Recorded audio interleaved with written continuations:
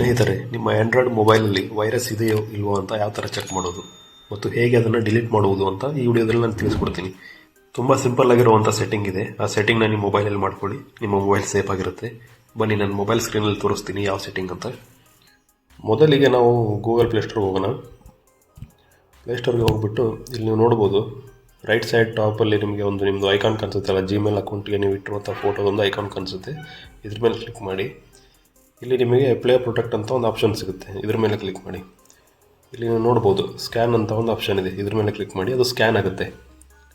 ಯಾವ ಆ್ಯಪ್ಗಳಲ್ಲಿ ಏನಾದರೂ ವೈರಸ್ ಇದೆಯಾ, ವೈರಸ್ ಇರುವಂಥ ಆ್ಯಪ್ಗಳು ಏನಾದರೂ ನಿಮ್ಮ ಮೊಬೈಲಲ್ಲಿ ಇದ್ದರೆ ಅದು ಇಲ್ಲಿ ತೋರಿಸುತ್ತೆ. ಈಗ ನೋಡ್ಬೋದು ನೀವು, ಸ್ಕ್ಯಾನ್ ಆಯಿತು, ನೋ ಹಾರ್ಮ್ಫುಲ್ ಆ್ಯಪ್ಸ್ ಫೌಂಡ್ ಅಂತ ಬರ್ತಾ ಇದೆ. ಈ ಥರ ಇದ್ದರೆ ನಿಮ್ಮ ಮೊಬೈಲ್ ಸೇಫ್. ಯಾವುದೇ ರೀತಿಯಾದಂಥ ಸಸ್ಪಿಷಿಯಸ್ ಆ್ಯಪ್ಗಳು ನಿಮ್ಮಲ್ಲಿಲ್ಲ, ಅಂದರೆ ವೈರಸ್ಗಳು ನಿಮ್ಮಲ್ಲಿಲ್ಲ. ಇದನ್ನು ನೀವು ಪ್ರತಿ ಸಲ ಮಾಡಬೇಕಂತೇನಿಲ್ಲ. ಸ್ಕ್ಯಾನ್ ಅಂತ ಇಲ್ಲಿ ಸೆಟ್ಟಿಂಗ್ಸ್ ಮೇಲೆ ಕ್ಲಿಕ್ ಮಾಡಿ. ಇದಿಷ್ಟು ನೀವು 2 ಸೆಟ್ಟಿಂಗ್ಗಳನ್ನ ಎನೇಬಲ್ ಮಾಡ್ಕೊಂಡ್ಬಿಟ್ರೆ ನೀವು ಪದೇ ಪದೇ ಇಲ್ಲಿ ಬಂದುಬಿಟ್ಟು ಸ್ಕ್ಯಾನ್ ಮೇಲೆ ಕ್ಲಿಕ್ ಮಾಡೋ ಅವಶ್ಯಕತೆ ಇಲ್ಲ. ಗೂಗಲ್ ಪ್ಲೇಸ್ಟೋರ್ ತಾನಾಗೆ ಸ್ಕ್ಯಾನ್ ಮಾಡುತ್ತೆ. ಅಕಸ್ಮಾತ್ ಏನಾದರೂ ನೀವು ಇದನ್ನು ಎನೇಬಲ್ ಮಾಡಿ ಆದಮೇಲೆ ಯಾವುದಾದ್ರೂ ನೀವು ಆ್ಯಪ್ನ ಡೌನ್ಲೋಡ್ ಮಾಡಿಕೊಂಡ್ರೆ ಆ ಆ್ಯಪಲ್ಲಿ ವೈರಸ್ ಇದ್ದರೆ ನಿಮಗೆ ಪ್ಲೇಸ್ಟೋರ್ ಕಡೆಯಿಂದ ಇಲ್ಲೊಂದು ನೋಟಿಫಿಕೇಷನ್ ಬರುತ್ತೆ, ಈ ಆ್ಯಪ್ನ ಪರ್ಟಿಕ್ಯುಲರ್ ಆ್ಯಪ್ನ ನೀವು ಡಿಲೀಟ್ ಮಾಡಿ ಅಂತ. ಸೊ ಈ ರೀತಿ ಮಾಡೋದ್ರಿಂದ ನಿಮ್ಮ ಮೊಬೈಲ್ ಸೇಫ್ ಆಗಿರುತ್ತೆ. ಇಲ್ಲಿ ನೀವು ನೋಡ್ಬೋದು ರೀಸೆಂಟ್ಲಿ ಸ್ಕ್ಯಾನ್ಡ್ ಆ್ಯಪ್ಸ್ ಅಂತಿದೆಯಲ್ಲ, ಇಲ್ಲಿ ಕೆಳಗಡೆ ಬರುವಂಥ ಆ್ಯಪ್ಸ್ಗಳೆಲ್ಲ ಸೇಫ್ ಆಗಿರುತ್ತೆ. ಇದನ್ನು ಬಿಟ್ಟು ಯಾವುದಾದ್ರೂ ನಿಮ್ಮ ಮೊಬೈಲ್ ಹಾರ್ಮ್ಫುಲ್ ಆ್ಯಪ್ ಇದ್ದರೆ ಇಲ್ಲಿ ಮೇಲ್ಗಡೆ ಬರುತ್ತೆ, ಅದನ್ನು ನೀವು ಅವಾಗ ಡಿಲೀಟ್ ಮಾಡಬೇಕಾಗುತ್ತೆ. ಓಕೆ, ಇದೊಂದೇ ಸೆಟ್ಟಿಂಗ್ ಫ್ರೆಂಡ್ಸ್, ಇದನ್ನು ಮಾಡ್ಕೊಳ್ಳಿ, ತುಂಬ ಯೂಸ್ಫುಲ್ ಆಗಿರುತ್ತೆ. ನೋಡಿದ್ರಲ್ಲ ಸ್ನೇಹಿತರೆ, ವೈರಸ್ ಇದ್ದರೆ ಯಾವ ಥರ ಏನು ಮಾಡಬೇಕು ಅಂತ ನಾನು ವಿಡಿಯೋದಲ್ಲಿ ತೋರಿಸಿದ್ದೀನಿ.